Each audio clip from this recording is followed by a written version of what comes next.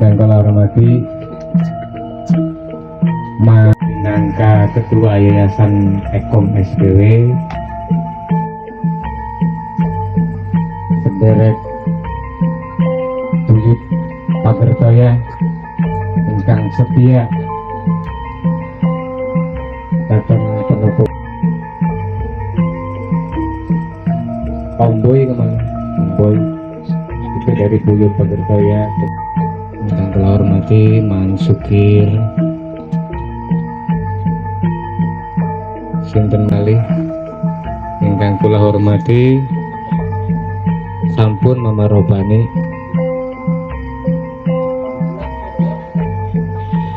itu Mas Rocky, Mas Tommy, Mas Ganda, saneseng punten kula dereng petang media angsal rahmat lan barokah.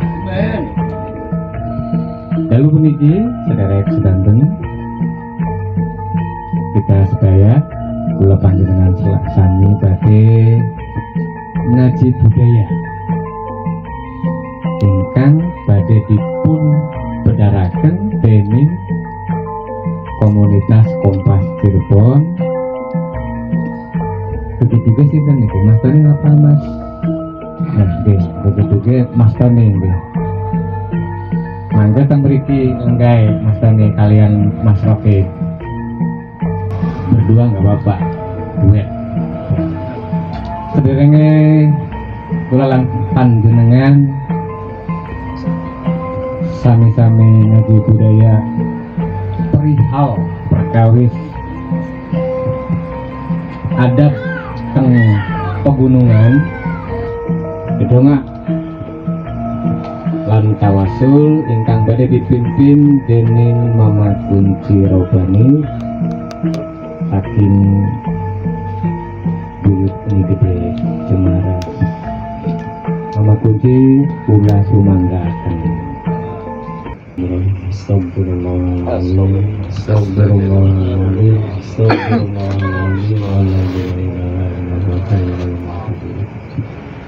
Asyhadu an la ilaha illallah wa asyhadu anna Muhammadar Rasulullah.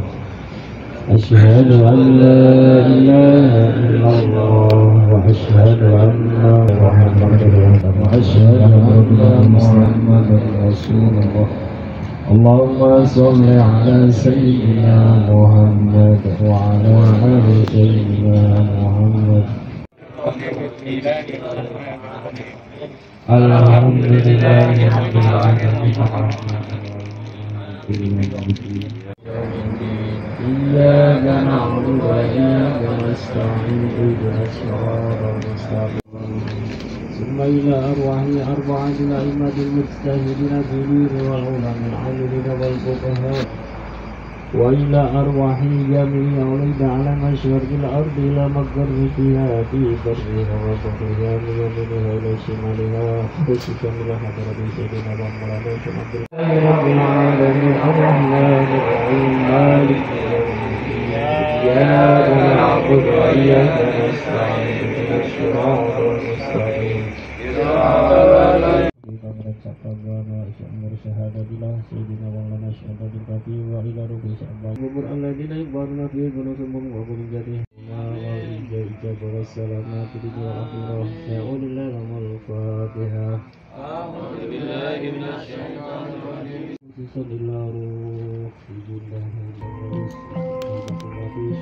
Mama Kunci Nyi Gede Cemaras, Mama Robani ingkang sampun pun tawasul sugeng rawuh Mama Oyoy saking perwakilan buyut Tuan Jaya memajai mangga lenggah teng mriki sugeng rawuh ngopi teng mriki Mama Jaya boten teng ngandhap teng inggil mriki saking buyut Kaliwulu. Saya malam ini harus bahagia karena ikat pangkat Kapoldanya sudah jadi. Mas Devri, ini Kapolda ini, ikat Kapolda ini. Itu nuwun sinten malih. Mang Madri kok menjauhkan diri dari keramaian. Oke. Ya, derek sedanten para sepuh, ingkang dihormati, mangga jasa sepundi sama sekali. Kalau belum ikut, belum ngopi, belum waras, bukan Abdul. Betul. Mungkin pangakan mengerjai Mas Tommy sekalian Mas Rofik saking komunitas Kompas Cirebon. Niku dan profesi ini komunitas pendaki gunung. Gunung napa mawon ingkang sampun dibidaki tadi anu oke, mangke Mas Tony sareng Mas Rocky badhe mendaraken pengalaman seputar naik gunung, termasuk yang paling pentingnya adalah bagaimana adab naik gunung. Naik gunung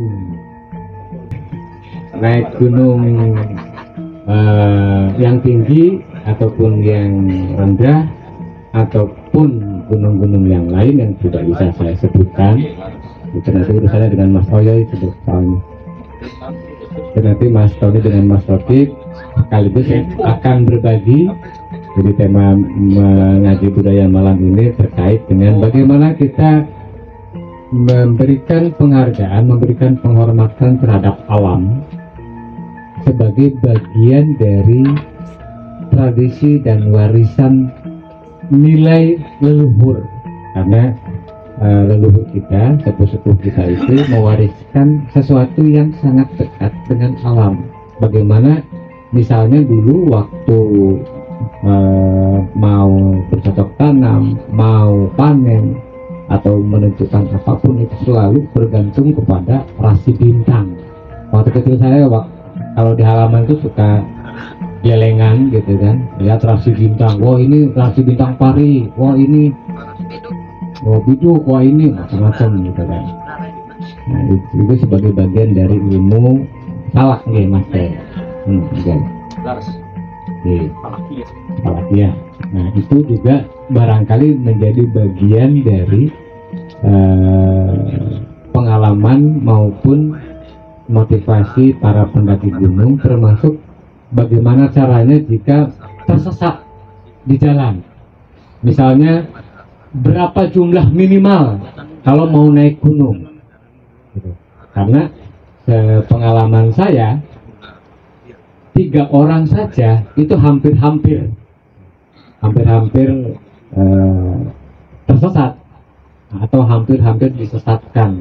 Makanya kalau ada yang naik gunung sendirian itu wah aktivisan orang kan. Ibarat jihad, dia tidak berpikir untuk pulang. Lah iya deh kan munggah gunung. Orang apa lah kasih dulu kan. Itu berdua, bertiga saja masih bisa debat atau silang pendapat soal jalan pulang. Gitu kan, karena ada yang mungkin di pikirannya disilapkan atau karena apa. Termasuk misalnya apakah di gunung perlu ada ketentuan khusus syaratnya, misalnya siji bloli sompral, keloro bloli nguyu sembarangan, ketelu bloli melakukan tindakan-tindakan yang tidak senonoh misalnya gitu loh. Apakah itu menjadi syarat wajib atau kesadaran atau kesepakatan dari para pendaki gunung? Termasuk ini yang sering diabaikan adalah adanya nyempah ning gunung lampahnya digawa balik maning mudun. Nah, dibuangin untuk sampah aja ning gunung melas. Itu termasuk misalnya kalau ada pengalaman-pengalaman yang ajib gitu kan. Kalau di Merapi ada istilah pasar bubrah gitu kan. Di Lawu juga ada sebenarnya gitu kan. Kalau di Ciremai itu ada yang namanya makam kuda, kuburan kuda. Ada kuburan kuda. Apakah kuburannya betul-betul kuburan kuda atau hanya istilah atau apapun? Termasuk misalnya dari sekian pengalaman naik gunung itu, mana sih yang paling berkesan atau yang paling mistis misalnya, atau yang paling indah atau apapun itu, atau tiba-tiba setelah turun gunung itu menemukan jodohnya, misalnya Mas siapa? Mas Hasan gitu kan. Punten Mas, kirain Mas Rofik. Mas Hasan, iya, Mas Rofiknya kemana? Malah di sana. Di drone mana gitu ya soalnya. Pada gede ya soalnya. Itu. Jadi Mas Hasan dengan Mas Roni, apakah misalnya naik gunung itu menjadi bagian dari perjalanan spiritual kah, atau sebagai hobi semata misalnya? Gunung gitu. Saya punya karabiner itu yang lumayan lah bobotnya, 2 ton ke atas dan 1,5 ton ke samping. Itu salah satu bukti aja.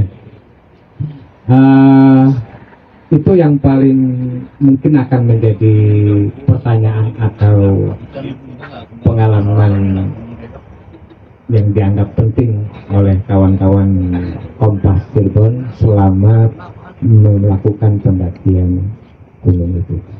Mangga, dumateng Mas Tony, Mas Hasan, dipersilakan. Bismillahirrahmanirrahim. Assalamualaikum warahmatullahi wabarakatuh. Waalaikumsalam warahmatullahi wabarakatuh. Puji syukur atas rahmatnya yang diberikan Allah Subhanahu wa Ta'ala, yang pada malam hari ini saya dan teman-teman Kompas bisa hadir di Pendopo Panindang Jati Bukit Genja. Selawat serta salam kita berikan kepada Nabi Muhammad Sallallahu Alaihi Wasallam beserta keluarga, sahabat, dan umatnya kita semua. Semoga diberikan sahabatnya kepada kita semua. Amin ya rabbal alamin. Yang saya hormati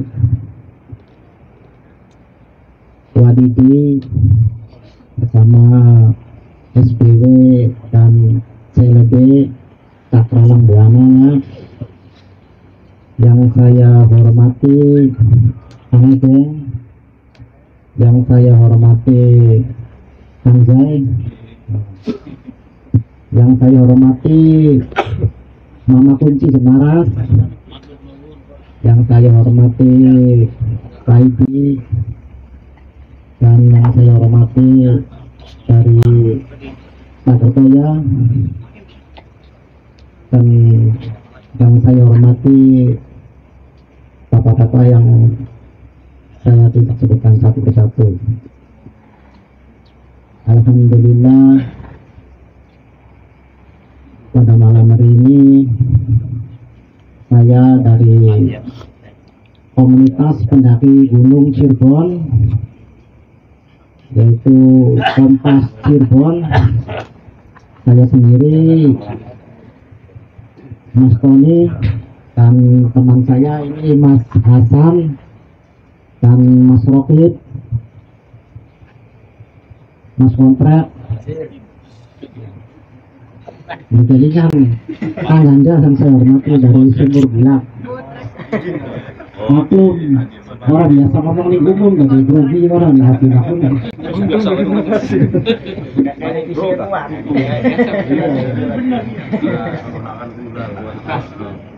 Ya, saya dari Kompas Cirebon akan cerita pengalaman dalam pendakian gunung yang saya alami dan teman-teman Kompas. Waktu awal pendakian, waktu masih sekolah tahun 2001, saya dan teman-teman Kompas mulai pendakian ke Gunung Ciremai. Dan dalam pendakian itu pun tim Kompas masih dalam keadaan apa adanya, maksudnya perlengkapan pengetahuan dan sebagainya masih kurang berpengalaman. Dan lambat tahun sering mendaki dan seterusnya, alhamdulillah perlengkapan ataupun pengalaman ya memadai untuk keamanan dalam pendakian. Alhamdulillah tim Kompas sudah mendaki beberapa gunung yang ada di Pulau Jawa, dan kemarin waktu habis lebaran Idul Fitri alhamdulillah ke Gunung Rinjani. Dan dalam pendakian gunung ke gunung ya banyak cerita suka maupun duka dan cerita lain-lainnya.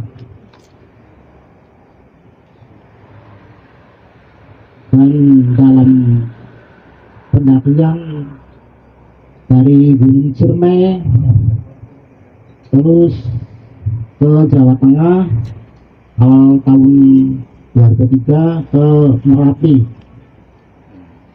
dan seterusnya ke gunung-gunung lainnya yang tertinggi di Pulau Jawa seperti Semeru, Merbabu, Sindoro Sumbing, Gunung Gede Pangrango, Rinjani, Gunung Argopuro.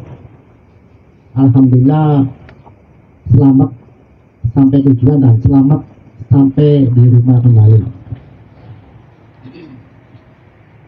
Dan untuk pengalaman dari gunung ke gunung ada beberapa yang mungkin bapak yang belum pernah ke gunung, apa sih ke gunung itu buat apa sih, cari apa sih? Nah, iya itu. Iya, capek-capek ke gunung itu buat apa? Luru apa? Iya, luru apa? Ada begini.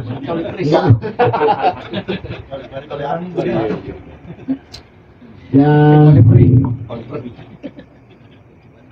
dan kami pun tidak sendiri ataupun tidak sekomunitas ataupun dengan tim Kompas saja. Mungkin banyak pendaki-pendaki lain di seluruh Indonesia yang sehobi, dan komunitas pendaki Cerbon sudah mendaki di seluruh gunung-gunung yang ada di Indonesia. Dan ini rekan saya Mas Hasan mungkin lebih banyak cerita, mungkin bisa berbagi sedikit ataupun lebihnya saya persilakan untuk bercerita tentang dunia gunung lah. Pergunungan. Kata ngelurang sih tidak kangen ini. Saya mau tanya dulu, Mas Hasan udah nikah belum? Nah, Belum. Udah nikah belum? Atau gunungnya sudah lengkap? Naik gunungnya udah lengkap. Mungkin itu jenak kita limpahkan ke Mas Hasan untuk bercerita tentang gunung. Nanti saya bisa kembali dilanjutkan. Untuk waktu dan tempatnya saya persilakan untuk Mas Hasan.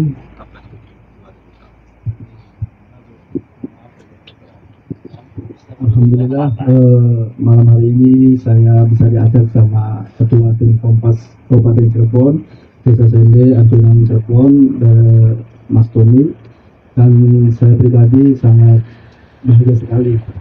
Assalamualaikum warahmatullahi wabarakatuh. Waalaikumsalam. Perkenalkan, nama saya Abdul Hasan. Asli saya sih dari Desa Budur, Kecamatan Ciwaringin. Cuman sudah lama berteman atau bersahabat dengan saudara saya Mas Tony ini sejak usia remaja atau masa-masa SMA. Nah, kebetulan ketemu di usia SMA itu saya pribadi suka ke alam. Nah, jadi suka main ke alam, khususnya itu hiking atau naik gunung kayak gitu. Saya mohon maaf karena belum kenal satu persatu, jadi ya belum bisa menyebutkan nama atau ininya, jadi hampura pisan buat semuanya. Dan alhamdulillah saya sudah diundang di sini sebagai salah satu yang bisa berbagi informasi atau berbagi pengalaman mengenai tentang pendakian gunung ya. Jadi kalau menurut saya pribadi, naik gunung itu seru. Kemudian olahraga pasti, olahraga fisik dan mental juga, karena dituntut mental itu lebih kuat daripada fisik. Jadi fisiknya harus fit, mental pun harus prima. Kenapa? Karena di gunung itu pasti akan terjadi hal-hal di luar dari ekspektasi kita di saat briefing dari rumah. Apa itu? Ya terjadi silang pendapat, katakan tadi tuh. Kemudian gesekan-gesekan, sudut pandang dan lain sebagainya. Salah satu contoh saya ambil waktu tahun yang tadi sudah sempat disampaikan, tahun 2003 ketika itu naik Gunung Merapi. Jadi kami berdelapan itu, saya dari Ciwaringin, 7-nya dari Sende. Jujur belum pernah sama sekali naik ke Gunung Merapi. Yang ada dalam pikiran pada saat itu adalah bahwa Gunung Merapi itu sudah terkenal, sudah familiar bagi para pendaki gunung, pecinta alam dan lain sebagainya. Kenapa? Padahal zaman dulu itu belum ada yang namanya sosial media, belum ada YouTube, belum ada TikTok dan sebagainya. Nah, dari penasaran itu kami berdelapan itu ke sana dengan cara seperti apa ya? Banyak ya. Caranya termasuk itu karena keterbatasan kami masih pelajar, masih usia SMA, mana itu ngompreng Pak. Jadi iya backpacker, jadi apa ya? Ya mungkin menurut Bapak kurang layak, tapi pada saat itu tahun 2003 kami ya karena seanae sewontene yatra, jadi ya harus mangkat baik tanpa pikir panjang ketika ada risiko-risiko yang terjadi di jalan ataupun di gunungnya. Jadi kita berdelapan naik ke sana dan alhamdulillah sampai ke base camp Selo ya Kang ya, ke base camp Selo Kabupaten Boyolali. Kemudian naik pagi, kemudian sampai di Pasar Bubrah itu jam setengah 12 siang, melanjutkan ke Puncak Garuda. Pada saat itu masih ada Puncak Garuda. Ketika 2010 terakhir Mbah Marijan itu tumbang atau meninggal di tempat di daerah Kaliurang, Sleman, Yogyakarta, erupsi besar-besaran. Nah, kami sudah menikmati yang namanya Puncak Garuda tahun 2003, perdana itu ke Merapi. Ya banyak drama di situ, termasuk hampir mati Pak. Jadi kami berdelapan itu hampir mati. Kenapa hampir mati? Ya karena belum banyak pengalaman, dan itu pengalamannya hanya di Gunung Ciremai. Keluar jalur betul. Kemudian dari radius berapa kita sudah menjauh kemana-mana. Contoh, kita naik itu dari jalur Selo Boyolali, ternyata turunnya itu bukan dari jalur yang sama Pak. Keluarnya itu ke jalur Babadan Kabupaten Magelang. Jadi sangat tersiksa sekali, sangat tersesat dan bahkan hampir mati. Tapi saya yakin pulangnya gak ada Gusti Allah, jadi ditolong Gusti Allah. Dan sampai sekarang saya sudah masih hidup gitu, masih ada di sini, bisa berbagi, masih sehat sama bapak-bapak yang ada di sini. Nah, itu salah satu pengalaman dari Gunung Merapi. Sebenarnya pengalaman gunung alhamdulillah sudah, yang tadi saya sampaikan itu, teman saya sampaikan itu bukan Merapi aja, mulai dari Gunung Salak, Gunung Gede Pangrango hingga ke luar dari Pulau Jawa ya. Ini jujur saya pernah ke Kerinci Kang, pernah ke Gunung Agung Bali, dan kemarin sama tim Kompas alhamdulillah tembus sampai ke Gunung Rinjani, gunung tertinggi kedua di Indonesia yang berapi. Seperti itu. Terus serunya kalau di Gunung Merapi itu serunya di Gunung Rinjani itu di sana banyak traveler mancanegara, Pak. Jadi Lombok itu terkenal surganya para pendaki dunia, termasuk Indonesia. Jadi di sana itu banyak pendaki yang dari Jepang, dari Korea, dari Eropa, termasuk dari Timur Tengah. Di sana banyak. Karena apa? Di situ itu selain gunungnya aktif, kemudian pemandangannya itu atau view-nya itu sangat menakjubkan bagi para pendaki yang datang ke Rinjani. Makanya kalau misalnya teman-teman yang satu frekuensi yang suka main alam, dipastikan itu kira-kira kapan waktunya itu pasti pengen ke sana. Jadi kayak kita pengen naik haji seperti itu. Karena kalau naik haji rukun Islam, nah kalau itu hanya sekedar hobi, tapi jiwanya itu pasti kemungkinan itu pengen tembus ke Rinjani, karena di sana sangat indah sekali untuk disambangi atau didatangi gitu. Nah, terus selain Rinjani itu banyak, jadi gunung-gunung itu sebenarnya banyak, Pak. Kalau di Pulau Jawa itu gunung yang familiar untuk para pencinta alam itu dari mulai Gunung Gede Pangrango hingga ke Gunung Raung yang ada di Kabupaten Banyuwangi. Kemarin saya habis turun dari Gunung Raung via jalur Kalibaru Kabupaten Banyuwangi, dan kalau untuk Gunung Raung itu harus menggunakan jasa guide, pemandu gunung, dan termasuk porternya.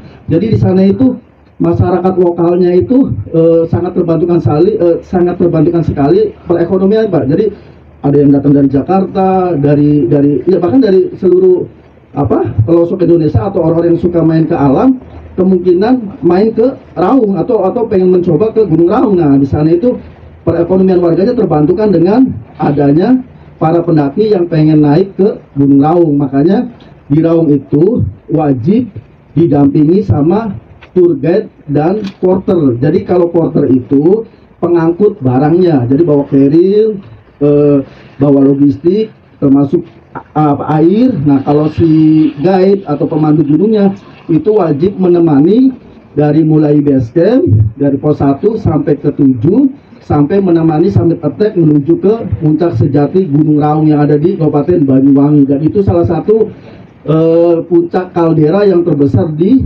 Indonesia, seperti itu. Jadi menurut saya naik gunung itu sangat mengedukasi, Pak, sangat mendidik. Bukan hanya kita gaya-gayaan, kemudian apalagi sekarang terbantukan yang namanya sosial media, ada YouTube, ada Instagram, ada Facebook dan lain sebagainya. Tapi bukan itu hanya pemanis, itu hanya casingan. Tapi ketika berbicara di alam, ya kita benar-benar harus kompak, seperti Bapak, seperti yang ada di sini, harus kebersamaan, harus bareng-bareng. Kalau ada apa-apa harus berbicara, disampaikan, supaya menghindari hal-hal yang kurang baik ketika ada di gunung atau selama pendakian di alam, seperti itu. Nah, kemudian kalau kita berpikir, kenapa sih naik gunung kan? Kenapa sih kita capek-capek sampai metit-metit di puncak, terus mudun maning? Sementara di gunung itu kan atis, kemudian pegel dan lain sebagainya. Itu betul. Jadi sangat, kalau belum terbiasa, itu saya yakin mengeluhnya itu gak habis-habis, Pak. Jadi pegel, ngelendengnya kok orang hilang-hilang. Tapi insya Allah ketika terbiasa dengan hal seperti itu, suka naik gunung, insya Allah itu sudah terlewati. Karena ketika berbicara mood atau suasana hatinya, kalau anak sekarang sih kayak galau, kayak gitu, bisa terobati ketika kita ke sana, tidak? Pak. Jadi itu kayak obat batinia. Mungkin kalau kita ziarah ke Wali Songo dari mulai Sunan Gunung Jati hingga Sunan Ampel hingga ke Mbah Kholil yang ada di Bangkalan Madura, itu perjalanan spiritual. Jadi batin yang berbicara. Tapi kalau naik gunung bukan batin saja, tapi fisiknya kita kerja. Makanya di situ harus adanya kebersamaan, termasuk nanti di salah satu tim kita itu harus ada leader, harus ada pemimpin. Untuk apa? Ya untuk mengatur segala sesuatunya yang akan kita lakukan selama pendakian. Contoh kayak misalnya ke Slamet, atau ke Sindoro, atau ke Sumbing, atau ke Ungaran, seperti itu. Nah, seperti itu. Jadi tidak jauh beda kita naik gunung itu perjalanan spiritual, sebenarnya batinia, dan termasuk fisiknya juga kerja. Kemudian tadi Akang sudah menyampaikan kenapa sih kira-kira apa yang akan terjadi gitu loh. Tapi itu bagi sebagian orang yang belum punya pengalaman gunung. Tapi ketika sudah punya, insya Allah hal-hal seperti itu bisa terlewati, jadi bisa dilewati dengan baik. Karena apa? Di gunung itu ibarat kita bertamu di sini dan harus pakai etika, harus adabnya dipakai, harus saling menghormati sesama yang ada di sini, termasuk bangsa goib atau bangsa astral. Jadi semuanya, jadi saling saling bekerja sama, saling menjaga, saling melestarikan seperti itu. Nah, kemudian bukan ini aja, bukan batinia atau bukan fisik, tapi lebih ke ke menaklukkan diri sendiri. Contoh, kayak kita misalnya naik ke Gunung Argopuro yang memakan waktu itu 4 sampai 6 hari. Kenapa bisa lama di gunung? Karena Gunung Argopuro adalah gunung yang terpanjang jalurnya di Pulau Jawa, mulai dari jalur Bermi Kabupaten Probolinggo hingga keluar basecamp Baderan Kabupaten Situbondo. Jadi di situ kita mengelilingi yang namanya Pegunungan Hyang. Nah, nama puncaknya itu Puncak Argopuro dan Puncak Rengganis. Jadi ada dua puncak, tapi di situ sangat panjang sekali treknya, memakan waktu 4 sampai 6 hari. Kemudian kita harus putar pengaturan logistiknya. Tapi kalau untuk mata air, insya Allah dimanjakan dari mulai Taman Hijau Basecamp sampai ke puncak, sampai ke Cisentor, hingga ke balik lagi, hingga ke lintas jalur sampai ke Baderan Kabupaten Situbondo. Nah, itu dari lapangan ya, dari salah satu gunung-gunung yang sudah dilalui atau sudah didaki. Kemudian tadi, jadi kita tuh bukan menaklukkan gunung mah, bukan, tapi menaklukkan ke dirinya sendiri.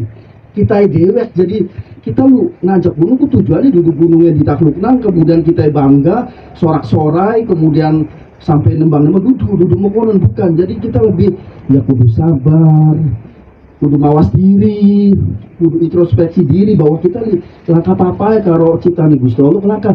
Jadi ketika kita nyampe di puncak Rinjani, entah itu Raung, entah itu Arjuna Welirang, entah itu atap Pulau Jawa Mahameru, itu kayak butiran debu kang langkah kang langkah apa-apa ya. Makanya itulah yang harus ditaklukkan dari semua para pendaki yang sudah merasakan tingginya gunung, termasuk kayak gunung-gunung di luar negeri kayak Everest, kayak Kilimanjaro dan lain sebagainya.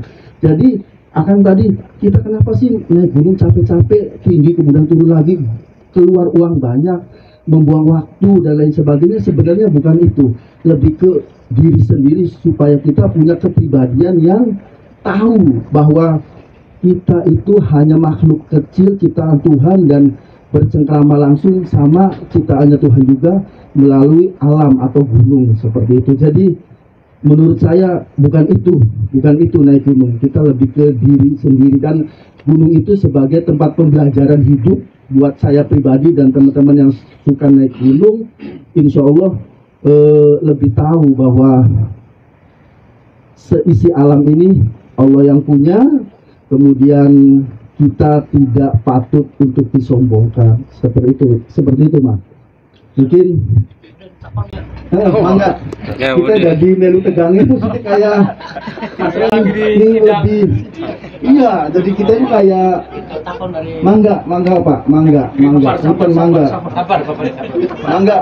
sharing aja di sini. Jadi kita tidak ada istilahnya menggurui, bukan, jadi berbagi pengalaman, berbagi informasi, sharing aja. Nanti termasuk dari teman-teman tim kompas mangga ya berarti komik ini rada melong mangga Pak.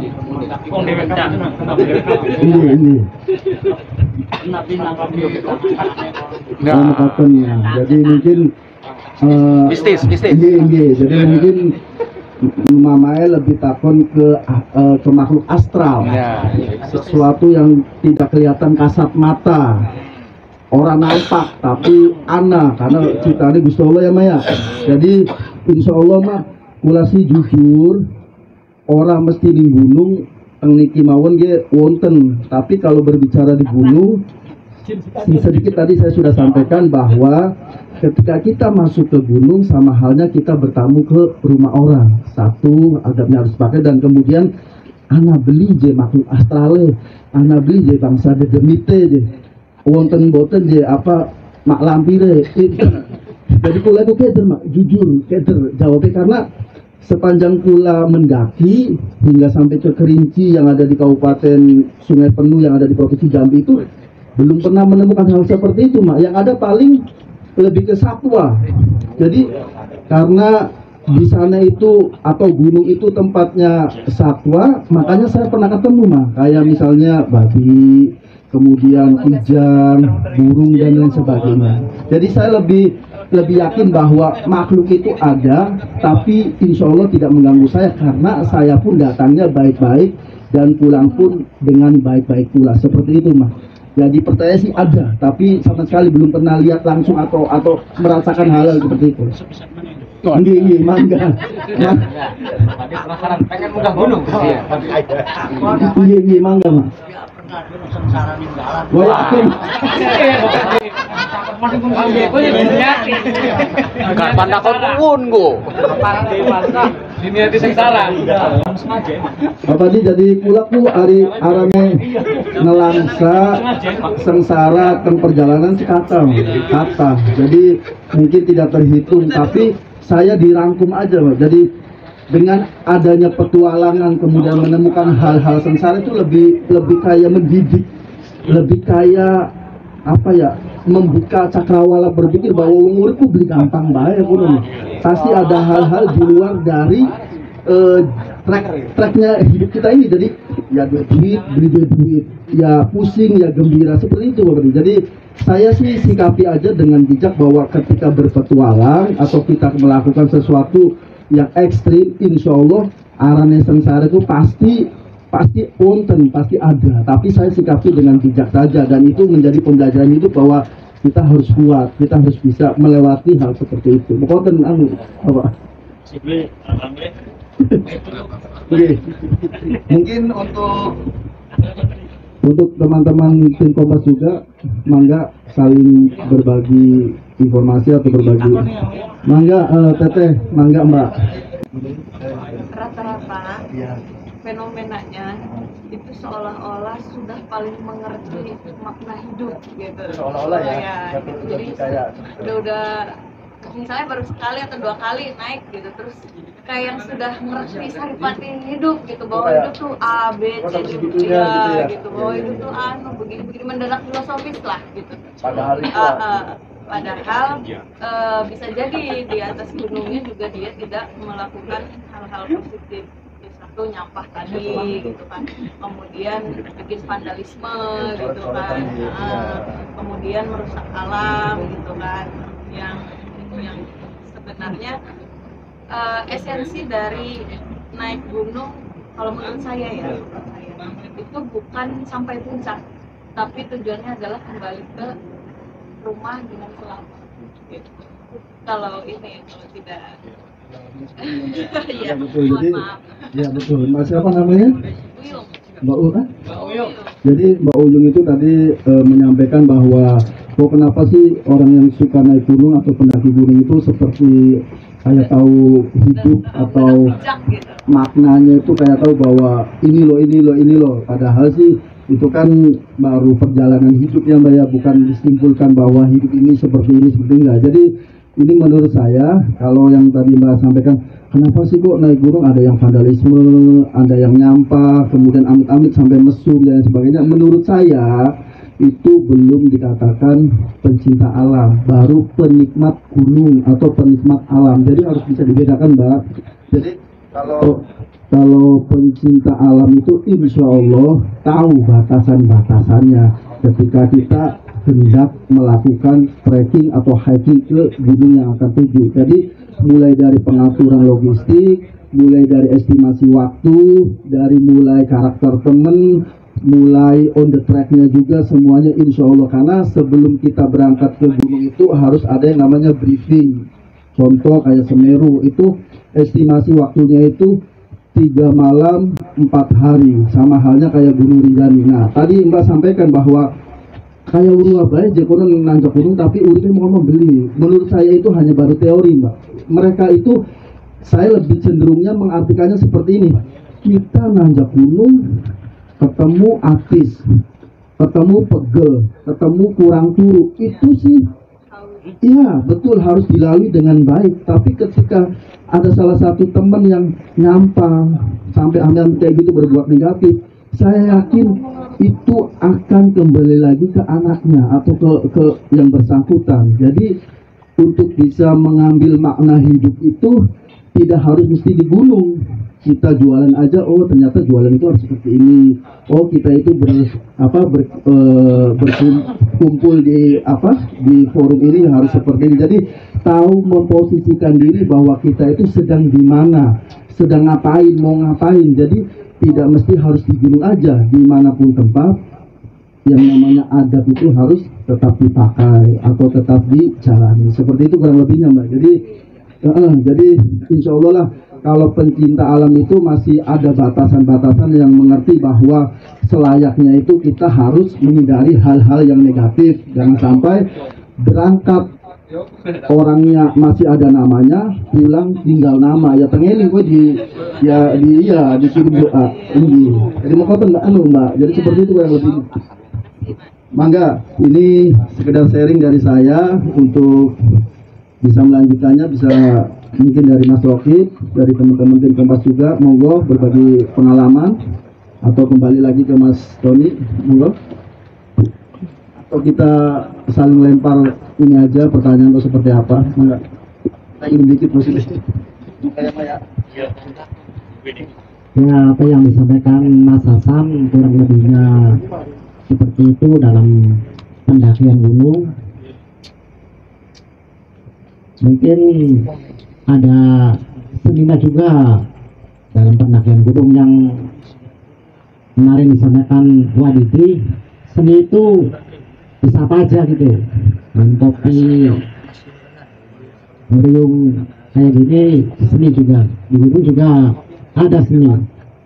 Ya seperti ya ngopi tadi bisa dibilang seni. Ngopi di atas puncak gunung, menikmati kuasanya Gusti Allah yang begitu besar dengan suhu yang dingin, kita ngopi ya meresapi dinginnya di gunung.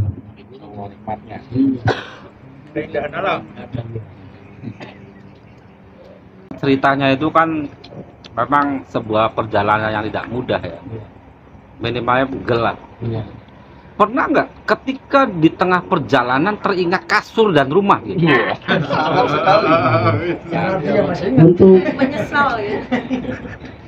mengingat yang di rumah pasti, walaupun kita dibilang senang di gunung, mau saya sedikit melupakan yang di rumah, tapi tetap juga yang namanya pikiran tuh ya di rumah nggak bakal ditinggal gitu, dan ya berpikuk yang di rumah itu ya. Mungkin ya ada sedikit yang silakan. Itu sablik ya. Kita mereka. Kan lagi di gunung kan ya. Misalnya pengen isi mulus gitu. Iya. Ya, untuk masalah BAB ada tata caranya, seperti kita harus memilih tempat yang jauh dari camp atau jalur. Ya kita seperti itu kucing, kita harus cari tanah dulu. Terus kan dikasih ini tanda seperti kayu atau apa itu ada. Ya enggak cari yang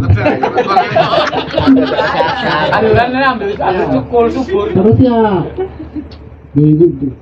apa dulu ya, maksudnya apa, kita permisi dulu lah gitu kan, di situ kan ya di alam itu kan DM dikit lah. ya gitu. Sebenarnya kayak gitu. Mungkin ada lagi. Pertanyaannya begini, Mas Tony, Mas Hasan. Jika sama-sama awam, belum pernah naik gunung, pemula, 3 orang, bagaimana cara menyelesaikan silang pendapat? Ya, betul-betul itu. Iya, karena saya pernah ngalamin. Si dia pengen mene, kita karo si dia pengen mene. Bimpang. Nah, bukan kok. Betul. Saya pernah. Nah, ini penting karena pokatan Bapak di pengen munggah gunung. Kunci, Sering mangga munggah gunung dada. Bapak di tambah maju baca. Tambah muda.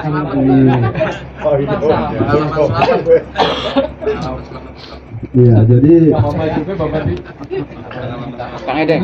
ya, jadi untuk Kang Edeng pertanyaan tadi betul, apa yang Kang Edeng sampaikan juga itu pernah saya alami ketika dulu masih belum paham atau masih sama-sama belajar sama temennya juga atau pemula. Jadi si A pengen mundur maning, si B pengen melanjutkan, si CE beli kuat fisik atau mentalnya pengenin kono baya wis meneng gitu. Nah itu kan sangat carut marut dan berantakan kalau menurut saya, Mak. Kenapa? Karena dari 3 pemikiran itu belum ketemu sama sekali dan pengalamannya belum ada atau belum banyak, maka terjadi yang namanya pertengkaran. Pertengkaran itu macam-macam, ada yang pertengkaran yang mulut saja sampai ke pertengkaran fisik. Nah kemudian yang saya alami sendiri yaitu sampai ke pertengkaran fisik. Karena pada dugale kan, pada dugale, pada emosinya, pada arogansinya, pada egoisnya itu di atas tinggi gunungnya itu. Jadi ya akhirnya berceceran. Ya kane mudun maning, terus kini ya meneng bae ning tenda, kemudian yang si C-nya itu naik. Kemudian selang beberapa jam balik ke base camp, ketemu ning Uma, duduk ning base camp maning. Jadi sudah sekian jam kan mau ngulu balik ning Uma, kang mau lempo ya wis tekan base camp, kang nyampe puncake gau perjalanan jalur. Nah, disingkat cerita ketemu maning ning Uma ku, ning lingkungan Uma itu. Kemudian masih bertengkar maning, masih otot-otot gara-gara sira aja kita dari mengkenen, gara-gara sira aja jadi kita cilaka, gara-gara sira jadi kita lumbangi wong tua. Nah, apa yang bisa disimpulkan dari insiden itu? Menurut saya itu sama-sama orang yang belum mengerti tentang nilai-nilai atau makna atau ilmunya tentang pendakian. Nah, bagaimana bisa terjadi seperti itu? Yang tadi belum banyak pengalaman, kemudian apakah itu mereka melanjutkan lagi? Saya pastikan itu sudah selesai. Jadi si A ya beli nanjak mani karo si B, si B ya beli nanjak mani karo si C, si C gaya wis beli lagi si A si B. Jadi cukup sangat mengambil pengalaman. Tapi dari 3 orang ini, mereka nanti akhir ujung cerita atau akhir ujung dari pemikiran dianya itu berpikir, oh berarti kita kok orang bisa nyalanang nih baturku, orang bisa langsung saklek nih baturku. Karena apa? Ya bakal makate wong telu, ya baliknya ke wong telu dengan lambat laun seperti itu kan. Jadi dengan spontanitas pada saat itu terjadi drama yang sangat besar, kemudian sampai pertengkaran fisik. Betul, saya mengalami sendiri ke Ciremai lewat Linggarjati. Kemudian terjadi insidennya itu di pas di pos Batu Lingga, di atasnya tanjakan Bapak Tere. Jadi ya udah, itu buat pembelajaran biar kedepannya jangan sampai terjadi hal seperti ini. Kemudian amit-amit sampai hilangnya nyawa, dan kunci masih mending, masih tukaran kan. Artinya tidak sampai mati di gunung. Karena apa? Ketika terjadi hal seperti itu, orang tuh bisa konyol, bisa nekat. Nekatnya tuh nekat beli bener kan, wani tapi tidak ada perhitungan yang akurat. Wani mentalnya wani si wani tapi mungkin aku beli bokatan hipotermia, kan nambah atas, nambah anu kan, nambah pening kepala, terus semakin kita tinggi kepala semakin pening, kemudian apakah nanti masuk jurang, kemudian apa ketemu satwa harimau yang ada di situ atau macan di gunung. Jadi banyak kemungkinan yang akan terjadi, Kang. Jadi saya simpulkannya gini aja, itu menurut saya terjadi pada diri saya dan teman-teman, kemudian di lain waktu menjadi pembelajaran supaya jangan sampai terjadi atau mengulang hal seperti ini. Dan alhamdulillah dengan kejadian seperti itu ternyata menjadi pembelajaran saya bahwa naik gunung itu jangan seperti itu. Mangkat tewung telu, baliknya gaung telu. Lalu di akhir drama nih jalur, ya kita dibenahi, cari solusi yang terbaik, duduk tukaran, duduk bontok-bontokan, dan bahkan sampai pertengkaran fisik. Itu bukan menyelesaikan masalah, termasuk nih kehidupan nyata, termasuk kita yang sudah berumah tangga, bakal tukaran karo rabi, ya aja saling menyalahkan. Sholat, introspeksi, oh berarti kita kurang salah. Karena apa? Di situ saya yakin ketika berbicara orang yang sifatnya arogan, sifatnya egois, masa ketemu jalan tengah lu laka, aneh kepala, ya kita makanin sih, punya konon sih, lu. Jadi konon kok aneh lu, Kang, jujur. Ada yang namanya value atau nilai bahwa uangku aja egois tuh.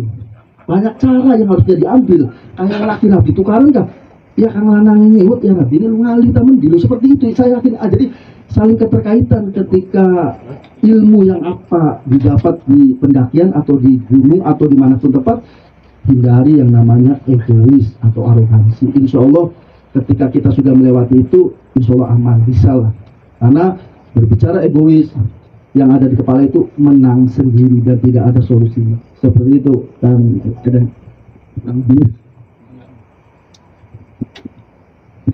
ini ada yang cocok takutnya nih Bapak Dio, ini pengalaman nih. Ya seperti itu pengalaman saya dan tim Kompas dan teman-teman pendaki gunung yang ada di Malaysia. Dan mungkin ada sedikit, artinya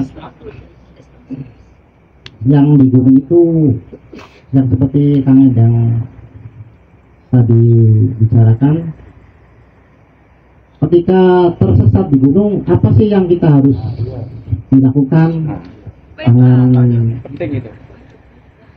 teman-teman? Satu, kita harus pikirannya jangan panik. Satu. Kedua, kita fokus di jalan, jangan ngambil jalur yang tidak diketahui. Dan kita mencoba untuk apa artinya bermusyawarah, mencari jalan tengah untuk supaya kita tidak keluar jalur itu. Dan untuk awal pendakian gunung pun kita harus mengetahui karakter gunung dan jalur-jalurnya.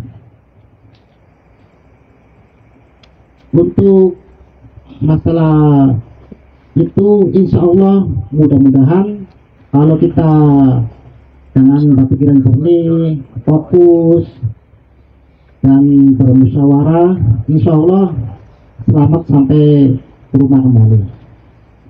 Dan di dalam pendakian gunung itu pun dari gunung ke gunung itu dari daerahnya kan beda-beda, ada yang di Sunda, Jawa dan seterusnya. Bukan kita seolah-olah mendaki gunung itu tujuannya ke gunung aja, tapi ada istilahnya kita mengetahui adat istiadat daerah setempat, dan dari itu pun kita harus menghargai dan menghormati adat istiadat daerah setempat. Untuk artinya keselamatan kita pun dari situ kita bisa melakukan pendakian. Mungkin itu saja penjabaran ataupun cerita tentang pendakian. Kurang lebihnya Saya dan Kompas mohon maaf apabila ada kata-kata yang belum berkenan di hati bapak-bapak para pesepuh yang ada di sini. Saya akhiri. Wabillahi taufiq wal hidayah. Wassalamualaikum warahmatullahi wabarakatuh. Waalaikumsalam warahmatullahi wabarakatuh. Teman-teman Mas Tony, Mas Hasan, atas kesempatan untuk berbagi tentang pengalaman naik gunung. Sebenarnya saya mau bertanya lagi.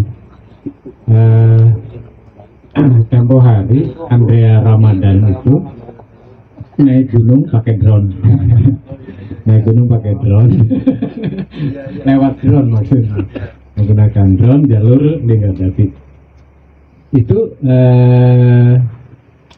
di bawah itu ada batu besar kan. Nah, ternyata ada lafaz Allah.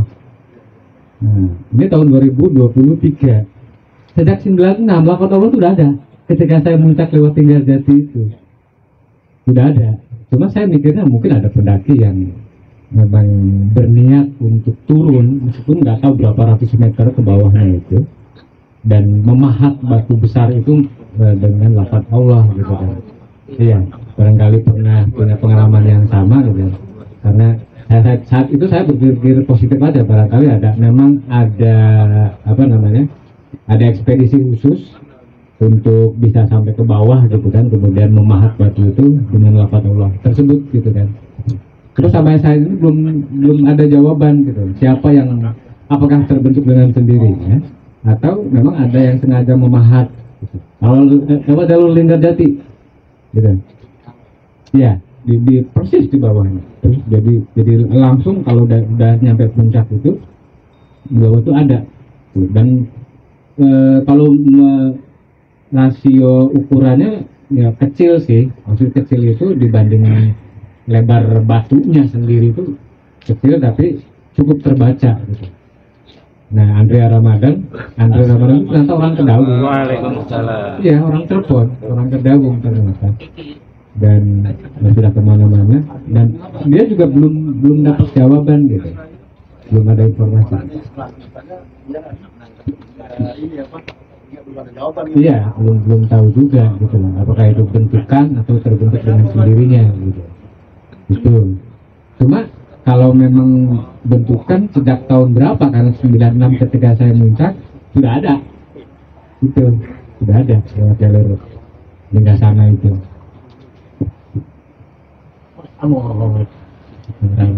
Sangat tuan rumah yang begitu Panimbang Jati begitu. Karena sudah berfoto dengan Babin Kamtib Mas, bajunya batik.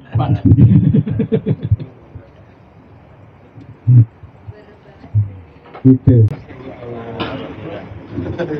Dari tutup sih, nggak apa-apa. Iya. Jadi ya.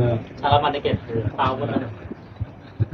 Jadi ya melanjutkan omongan Kang Udin bahwa memang di situ di kawah jalur Linggarjati Pangasinan ya, yang jadi Pangasinan memang ada lafaz Allah dan saya pun lihat langsung.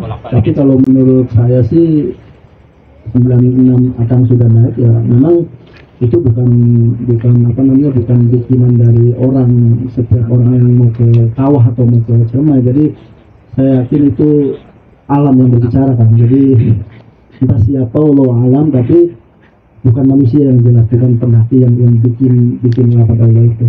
Karena memang lafaz Allah itu adanya di dasar kawah atau di jurang itu. Jadi secara logika saja kayaknya ngapain juga pendaki yang sudah ada di puncak via Linggarjati kemudian turun kemudian bikin kayak gitu, kayak kurang kerjaan gitu kan. Jadi secara logika nggak masuk. Tapi kalau secara ya bikinan Tuhan, saya yakin lebih ke situ arahnya. Jadi ciptaan Tuhan seperti itu kan ya.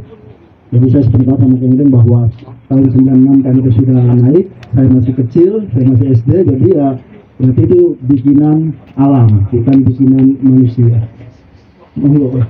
Sangat aja. Ini betul saya Tony. Karanten sampun ditutup salam bau kula minangka wiraswanten. Padahal anu di belakang aja wiraswanten. MC itu dua agungipun pangapunten menawi kathah kesawonan ingkang semoga muga ingkang boten disengaja. Mugi sangat atas perhatian dan apresiasinya. Mangke kita sedaya